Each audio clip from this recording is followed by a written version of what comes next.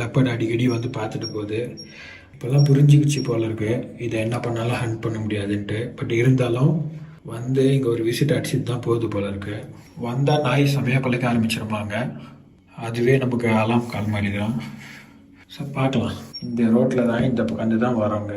சிறுத்தை மட்டும் இல்லை, கரிஞ்சிருத்தை, கரடி எல்லாமே வரும் போல இருக்குது. கரடி இப்போ தான் தூரத்தில் பார்த்தோம், 2 கரடி சண்டை போட்டிருந்தேன்.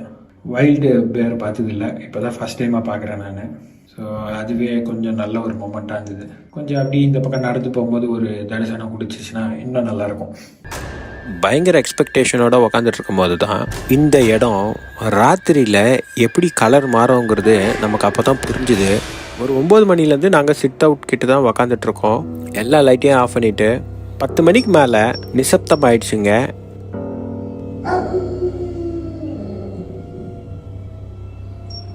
இந்த சாலையில் போகிறவங்க